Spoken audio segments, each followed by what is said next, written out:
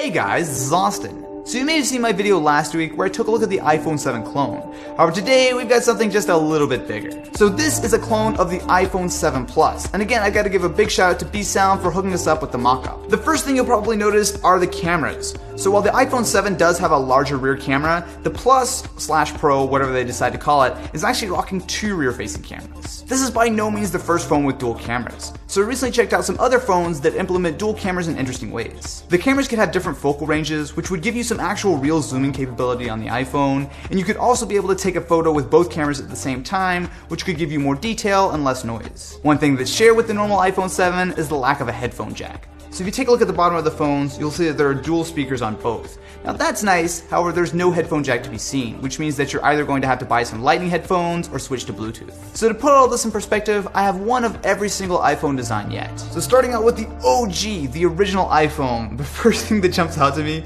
is how much bigger this phone has gotten.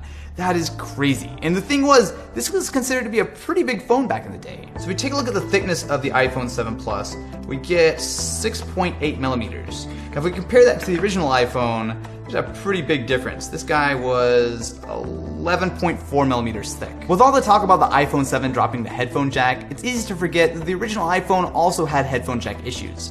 So the port here is very recessed. Some pairs of headphones would fit, but a lot of them did need an adapter just to be able to plug in your headphones. Something that really hasn't changed that much in the years is the design. So we're still looking at aluminum builds, and both of these phones feel nice. I honestly feel like, the giant plastic window aside, the original iPhone design actually still holds up pretty well today. Moving on, we have the iPhone 3G and 3GS. So while it was still the same tiny sized iPhone compared to the Plus, it was the first iPhone that went to an entirely plastic build. It's not terrible, but compared to the original iPhone, and especially the following models, it just feels a little cheap, a little, well, plasticky. Next up we have what is probably my favorite iPhone design ever, the iPhone 4 and 4S. It's just a really simple, classy design.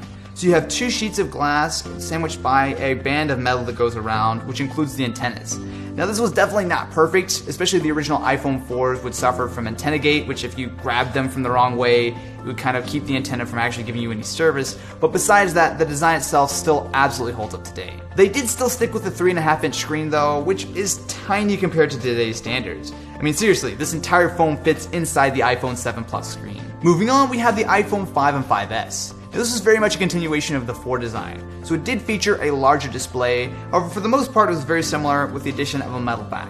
The iPhone 5C was a little bit of an odd one out. So it's essentially the same internals from the iPhone 5, however it was in a new plastic shell. So if we compare the iPhone 7 clones to the 6 and 6S, you'll see that they look very similar.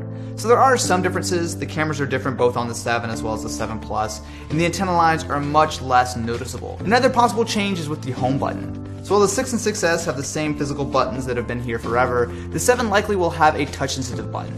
So think of this like 3D Touch or Force Touch on the Mac. So essentially, when you press it, it will give you a little bit of a sensation of feedback. However, there's no actual physical button press there. It might not be the most exciting upgrade, but what do you guys think about the iPhone 7? Let me know in the comments below, and I will catch you in the next one.